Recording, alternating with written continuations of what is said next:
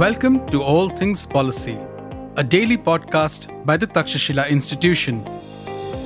We are a bunch of policy nerds based in Bengaluru, and we like bringing fresh perspectives to Indian affairs and Indian perspectives to global affairs. So grab a cup of coffee, sit back, and join us for today's chat. Hi, and welcome to this episode of All Things Policy. I'm Malathi Renati. I head the policy school at the Takshashila Institution. And the topic that will be discussed today is about nurturing active childhoods and lifestyles in our country. The reason why this topic was chosen is that the percentage of insufficient physical activity is on the rise. And I was wanting to explore how, from a Samaj Sarkar Bazaar perspective, we can bring in that change. And that's why I didn't think twice before inviting our guests who are experts in that topic. They are the authors of the book Get Kids to Play. Vijay Krishnamurthy and Saumil Majmudar have written this together. And they'll be speaking about their experiences as we navigate through the book. And during this process, we shall weave through the Samaj, Sarkar and Bazaar perspectives and how each in turn plays an important role for us to be a physically active nation. So this is also the first podcast of a two-part series.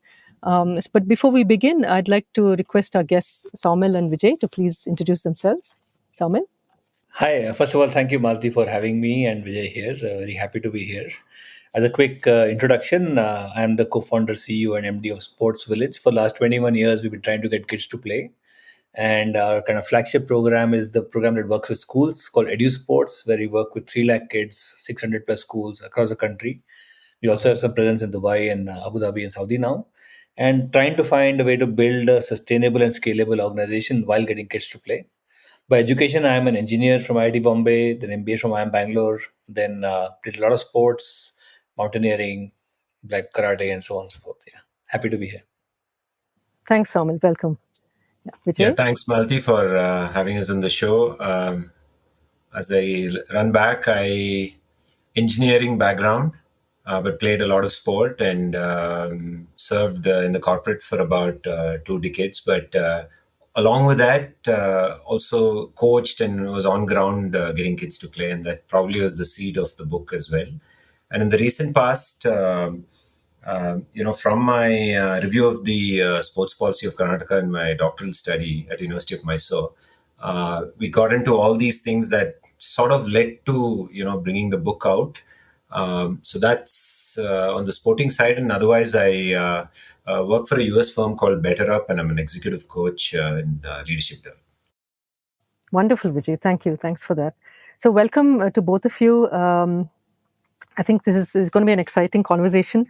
One thing I liked, and I have the book with me here, is that when I initially flipped through this book, one of the first things that caught my attention was the beautiful illustrations and the cartoon graphics. It's very tastefully added across the chapters. It kind of depicts children and the joys of playing. And in addition to that, there are a lot of anecdotes, right? I think from each of your personal experiences that are sprinkled throughout the book. And that's what makes it an easy read.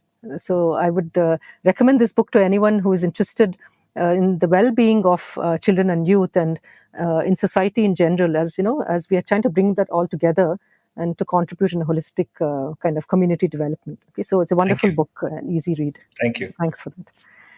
So I'd like to start by maybe reading a snippet from the opening note, which talks sort of descriptively about how the book is structured.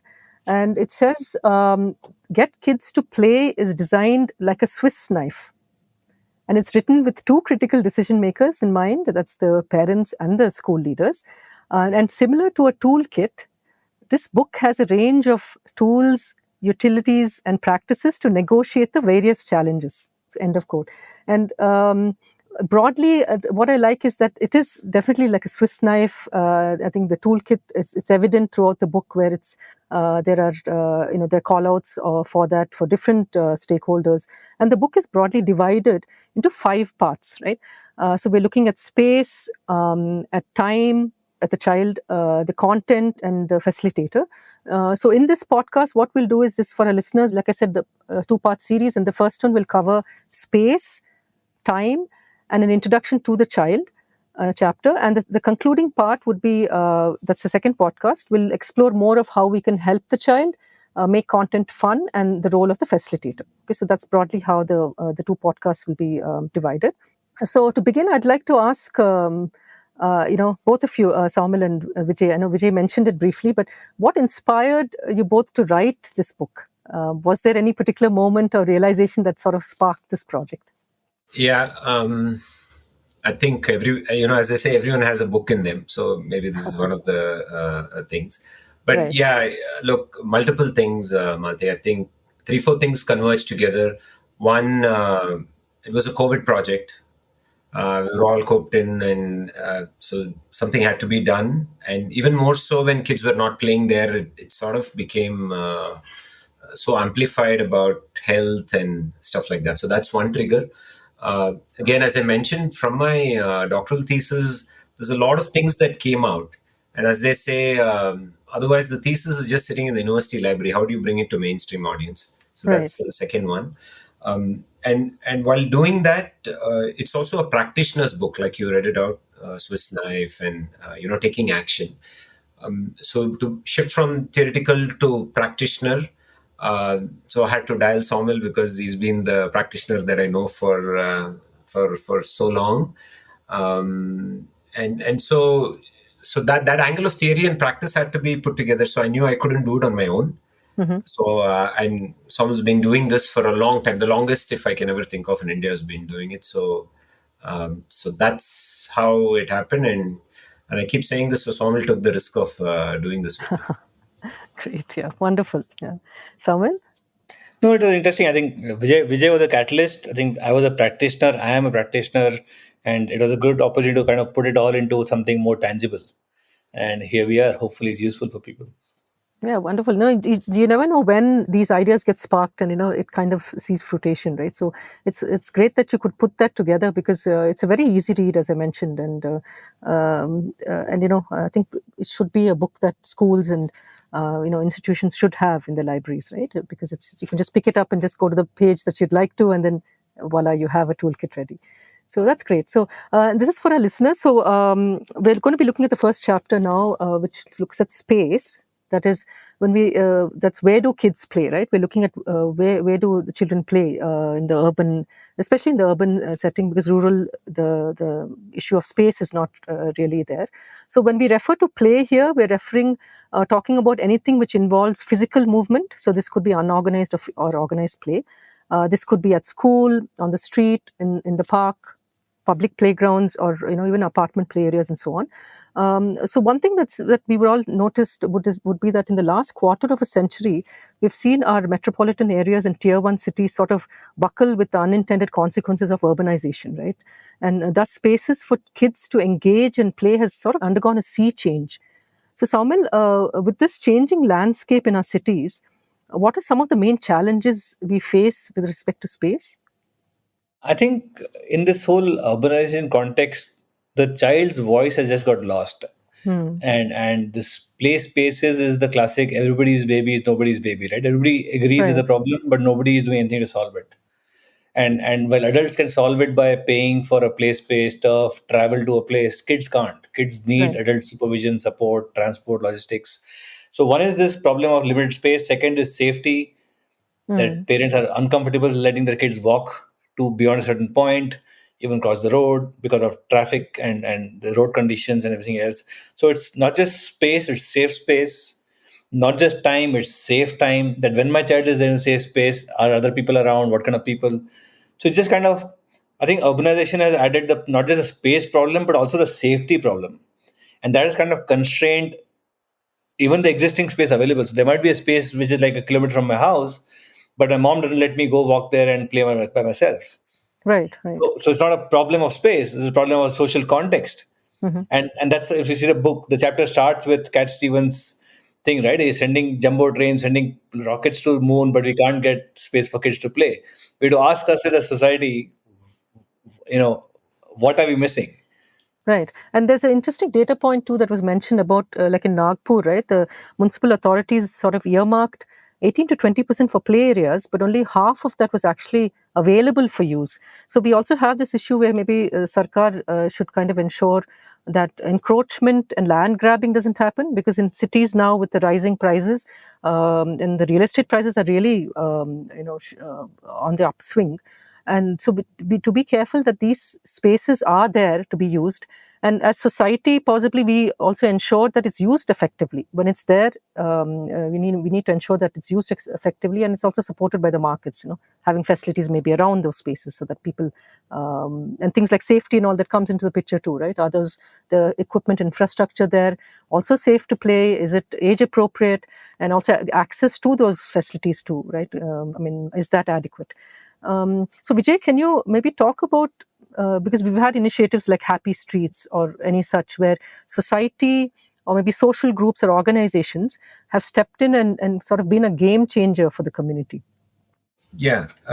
So as we speak about space, so Malathi, the thing is, it's gone from public to more privatized. So that's why in the book we start from, we all played on the streets. Right. Now it's become a civic public problem, right? I mean, like traffic. So a lot of uncontrollables on the other side. So now you need a lot more things happening. So we've, to the point of Happy Streets, we now have to recreate that with an extreme measure of blocking traffic and, different neighborhoods for kids to play.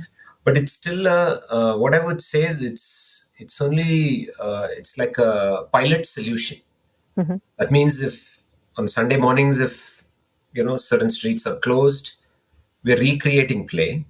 But the larger question remains again from Monday morning, we're back to not letting kids play. So just adding to what Saumil is saying is what we used to do openly on the streets, we didn't need club memberships. We didn't need private stuff.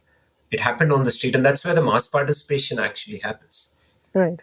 The more it gets gated, now the only fewer can afford it. So access and affordability, when I look at both, street is the first one. And I'm, like Happy Street, I'm actually happy this Happy Street is happening. But can it happen at each ward and constituency? And it needs citizenship needs to kick in for it to become sustainable. But it also is harder. I mean, I'm sure it can be done if everyone does it.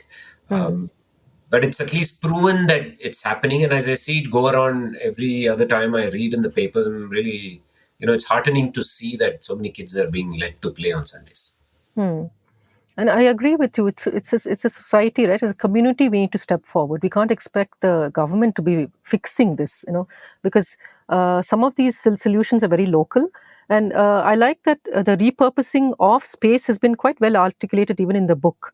So I won't want to give away too much. I would prefer, our listeners kind of pick it up. But I would encourage our listeners to read for themselves the different ways in which spaces in educational institutions or other homes, public spaces, and all that can be repurposed more creatively. We have seen in the urban settings the rooftops of buildings where basketball or tennis courts have come up, and so essentially reusing the existing space instead of having dedicated spaces would be something that as society we should think of, and we should push for it in our own local, within our sphere of influence. Right. So Saumil, just moving to the education bit, right? So the right to education, which is a fundamental right in India, it also guarantees free and compulsory education for children between the ages 6 and 14. Right. So given our population and spread, we definitely have a shortage of quality education in schools. So to run a school, some of the mandatory basic facilities would be a proper classroom, qualified teachers, functional toilets for both genders, etc. But having a playground might not always be feasible, right? Especially in the densely populated areas of the cities. And so sharing of resources is optimal and a sustainable way to operate. And this could be, again, a PPP, like a public-private partnership or otherwise. So I know that SportzVillage's EduSport program has kind of applied this very effectively. And that whole concept of clustering and sharing. So where you're bringing play back into the educational equation, even for schools without playgrounds. So Saumil, can you explain how this model works and its outcomes over the years? Sure. So the EduSports program started with the idea of embracing the constraints of limited space and limited time in a school context, especially in a PE class context. Okay. right? And therefore the point was, if I see it from the eye of the child, even the room we are in is a play area. Adults have a Right. problem, kids are fine. Right. Therefore, how do I enable play which has safety, which has safety covered, nothing breaks, nobody gets hurt, but still play happens. And so we designed the program for limited space, which means if I break up a sports experience into fitness to play a game, skills to play a game, and actual gameplay, including the international professional teams, they practice in a corner of the ground. They don't need the whole ground. True. Very true. And only like 1 or 2% of the time they're playing on the whole ground. So the myth that sports requires big spaces is a false one. Mm. So one is you can do it in limited space. The desire has to be there. Maybe toolkits like this book might be there. Second is the match play also. You can do 3-a-side, 5-a-side and do it in limited space. So we designed the program for limited space. We've done it in basketball court size spaces. We've done it in basements. We've done it in terraces. We've done it in halls, in corridors. Kids are fine. Kids don't have a problem.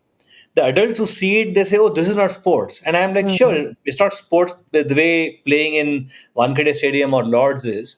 But hey, as if I don't do this, kids are getting nothing. Right. And it should be age So I think appropriate, right, Saumil, in terms yes, of. one is age appropriate. So the program is age appropriate. It's fun. It's inclusive. It's designed for limited space. Structure gives the ability to handle all kids and so on. But the important thing is to start with the view of the child, not the view of the adult, Very true. and play wherever you can. A key stakeholder, right? Sometimes we don't. And to your point on impact, we done assessments. We've seen improvement in fitness, improvement in skills. We've seen improvement in social emotional learning, improvement in temperaments, improvement in attendance, discipline. So I think pretty much what you would expect to happen if more kids play is happening. But I think the world wants data, even though the world knows that it works. Right. So we're giving data. Yeah. So this is wonderful. And how many years is it since the program has been? Sports started 2009, so it's 15 years. Oh, wow. So we've done more than a few million PE classes. We have a team of around 1,000 odd people across the country who work with schools, 3 lakh kids today. And we also learned what it takes to execute in different contexts, right? Weather, culture, behavior, a sports focus or not sports focus. There are some parts of the country when we started, they said, yeah, if the child doesn't listen to you, hit the child. We had a no corporal punishment policy. And they were like, how will you manage it? Right? It was just the culture there. So it's a very interesting learning across India as well. No, this is good. And we need to keep in mind that some solutions, there's no one size fits all, right? So there's no silver bullet. So the solutions has to be adapted locally as well, because you slowly need to ensure that they embrace that. Then they can take over from there. Absolutely. I think the EduSports program has just shown that it is possible. And it is worth it. Now the question is, can we execute this at scale? And the toolkit is meant to help people who want to do it. Wonderful. Yeah, great, Saumil. Love to look at the lessons learned from each of these as well, because that will give us a lot of insight. So Vijay, I know India is being a tech hub, right? And now with AI making big strides, its usage and purpose can be found across many domains, right? And COVID-19 pandemic actually fast-tracked the adoption of tech. Can you describe the ways in which it has played an innovative role in ensuring we stay physically active? Yeah. I think we're all grappling with AI. There is no, but then a quick one before into the context. We in our company we actually say it's driven by AI, but it's led by people eventually, right? So that's the thing. Now, regarding a broader thing on technology itself, like in the space chapter, we had talked about how tech solutions are being created towards enabling kids to play. If that is one of the areas that you're thinking about, right. is we had talked about solutions from companies like Playo, who had actually created this neighborhood. So we were again looking at grassroots layer of it, Malathi. So using tech for, I think, so participation sport on a grassroots layer I'm referring to.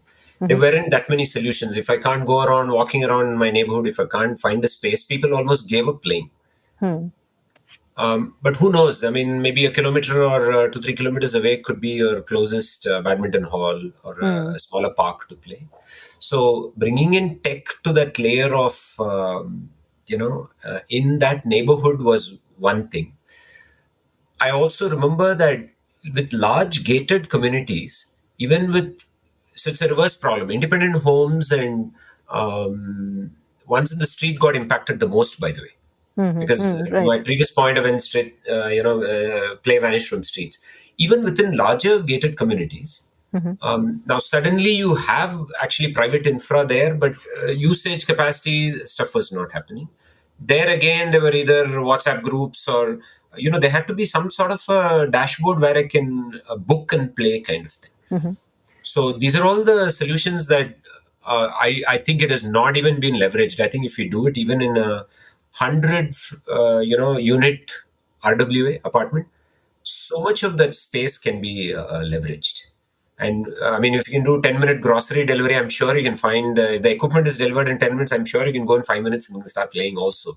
But that portion of it again is more driven by the RWA and the people there. That's where the people part is. All the tools are available. According to me, most tools are available. I just have to purpose it and make it happen. Right. Hope I answered Right. your question. Yeah, no, because tech can be, I mean, the benefits of tech is what we should leverage on, right? To kind of make sure it reaches out also to a larger audience.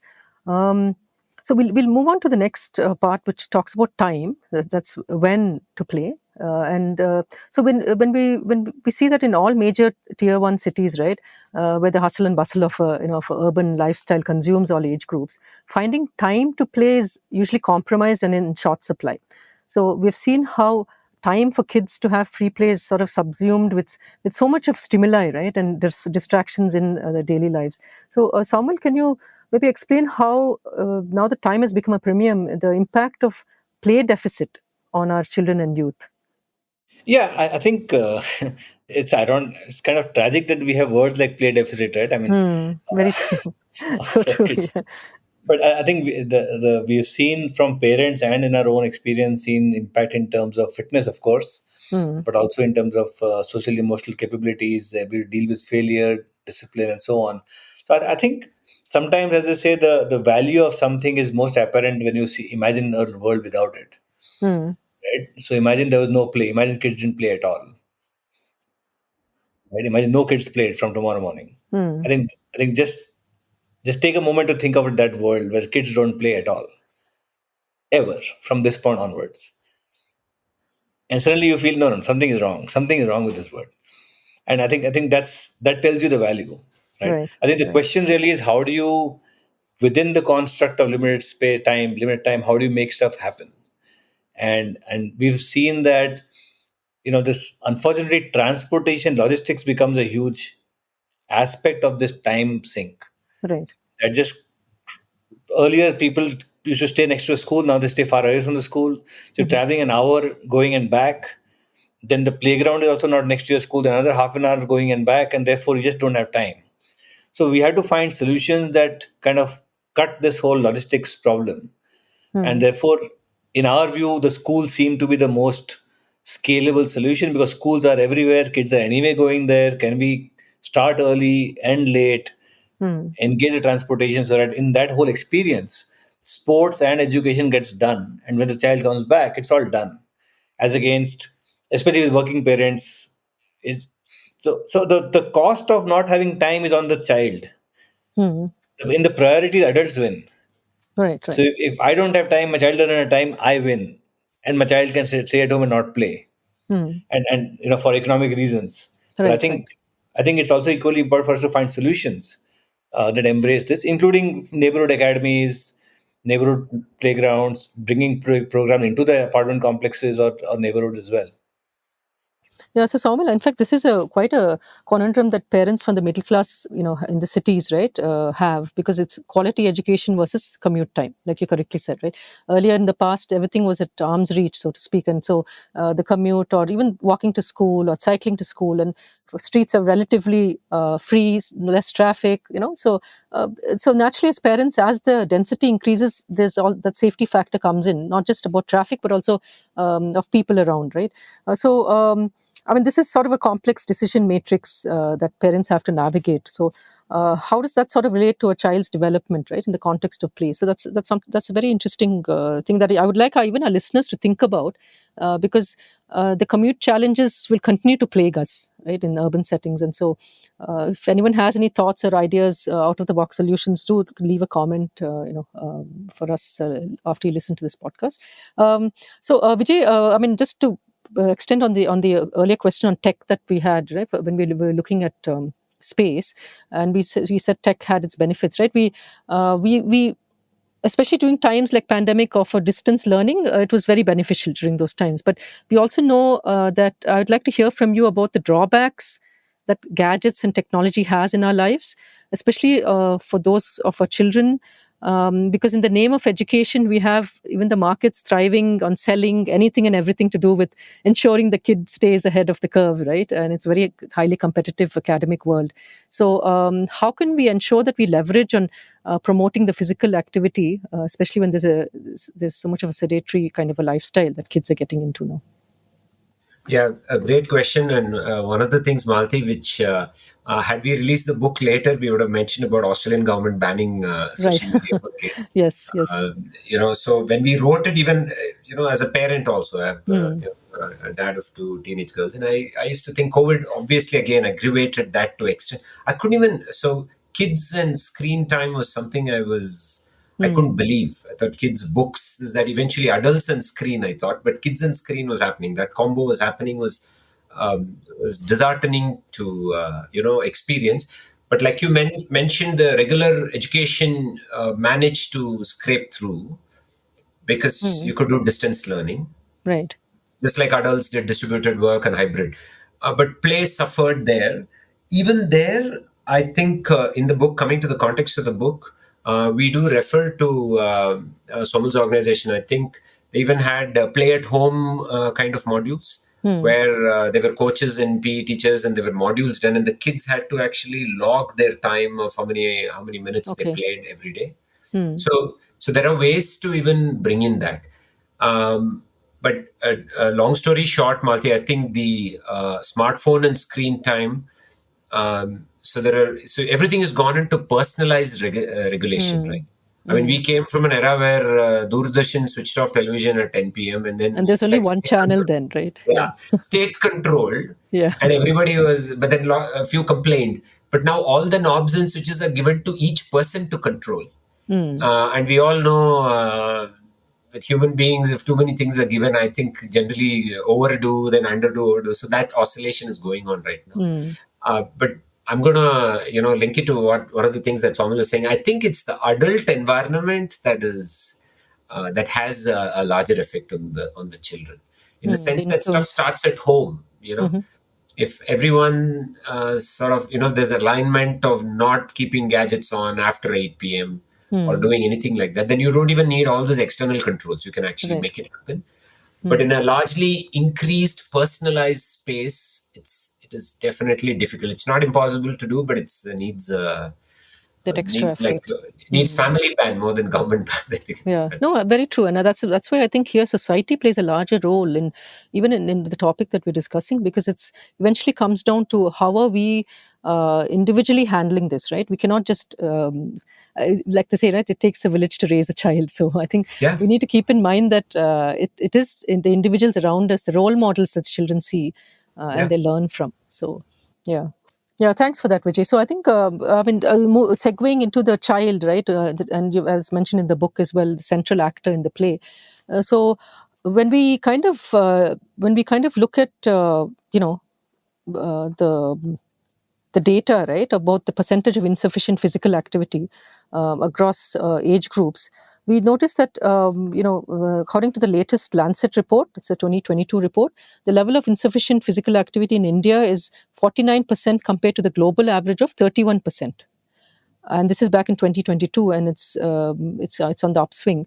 And 25% of children below 18 years do not meet what they call the MVPA guidelines. Okay, now this is again from the India report card. That's the latest one, 2022 report card, and we know that these are all linked to chronic diseases and will have an economic burden for India in the long run.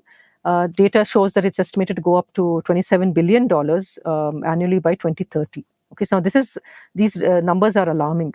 So Saumil, for our school goers, right, who are the future citizens of the nation, and we know that habits inculcated early have a higher likelihood of lasting through the tests of time, right?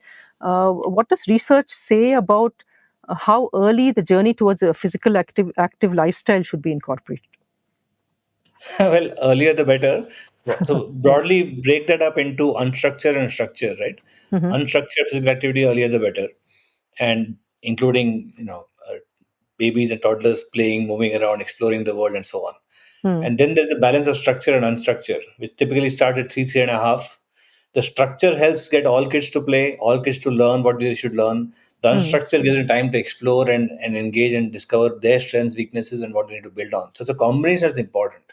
I think in the sports world, two things have happened. One, structure has overtaken the unstructure. And typically, schools provide structure and after Right. school provide unstructure. Hmm. In the sports world, schools have done nothing, and after school has become very structured, True. With right? tuitions and other things too, right? Kids have to. Right. So therefore, what's happening as a child, I go through a full day of discipline and structure. Then I go to play, and again I see structure. Hmm. Whereas what should happen is in the school, have a structured program so that all of you play and all of you learn. And when you come out, you have time to explore. Right. So I Right. think that fundamental construct of structure and unstructure is important. And I think earlier the better. And these are, if you're able to remember the subject that you loved, right? Some teacher made you fall in love with that subject. Exactly. Somebody taught you in a certain way. Hmm. And this play is something that kids want. Math, science is very often that kids don't want. Mm-hmm. So if you can find a way to get kids to fall in love with play, they'll stay playing for life. They'll seek out opportunities to work where there's opportunity to play. They'll seek out to buy apartments or houses where there's a place to play. And all the downstream investments will be driven by a behavior that is more physical activity oriented.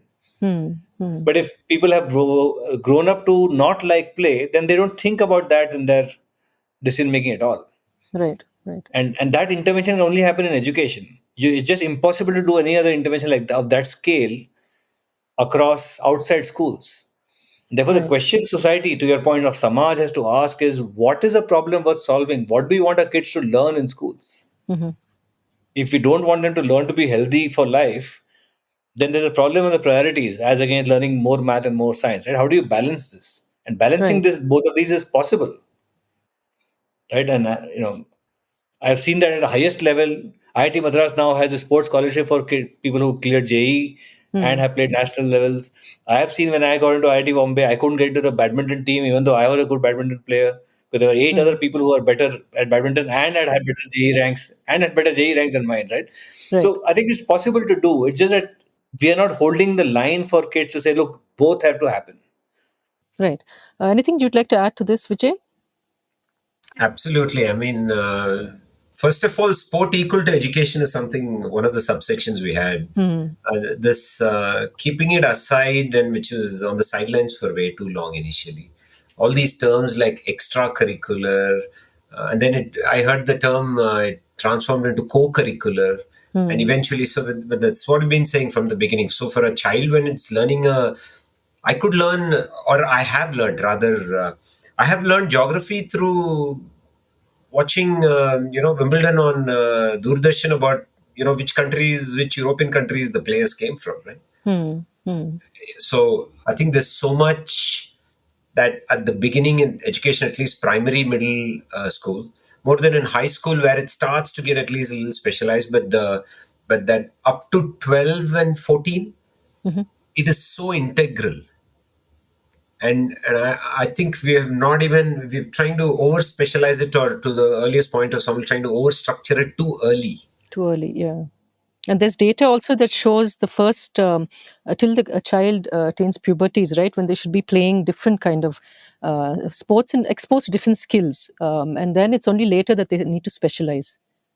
Absolutely. Just to add a quick one is, like today we see, to your point when you're talking about space crunch, is that how pickleball has evolved. And me as a tennis guy or anything, I'm just thinking what's happening. But I think that maybe is how racket sport and all of them evolved.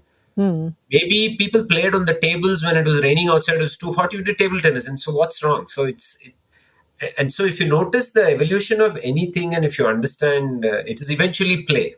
It's play. Maybe the tiny equipment and the the dimensions of the court and something changed. Right. So adding to the point of something, if you've not played some of the sport, you've not even understood what branch came out of what. Like similar in our education, right? Computer science electronics came originally from electrical kind of thing. All things have that thing going on, and I think we just need to get that longitudinal view of things, and it becomes easier. Right, and plant that seed when they're young, in them when they're young, right? Yeah, Saumil, you wanted to add something?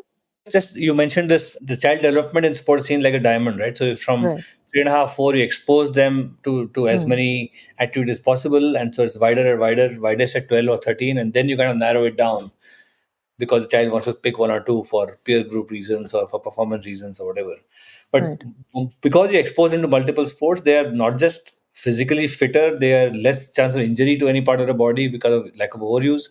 Also, they are then as adults be able to become part of multiple social groups because they play multiple sports or have the fundamental hand-eye coordination and fitness. Like I used to be selected in many teams in IIT just because I could run up and down. Right? I never played hockey or basketball.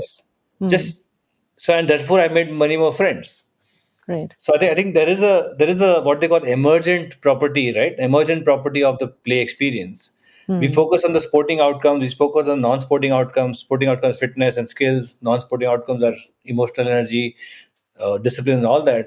But there are emergent properties that I will discover as I have this and go out. I'll make more friends. I can handle disputes better. I can get along with different types of people, and those are all emergent properties. So true. No, wonderful. And I like the metaphor used of the diamond. So I think that's a nice way for even parents to remember that, you kind of let kids enjoy, have fun, and then, later you can kind of specialize if they really have the interest. Yeah, so, that's maybe it's important reminder. Kids play to have fun. Adults want outcomes.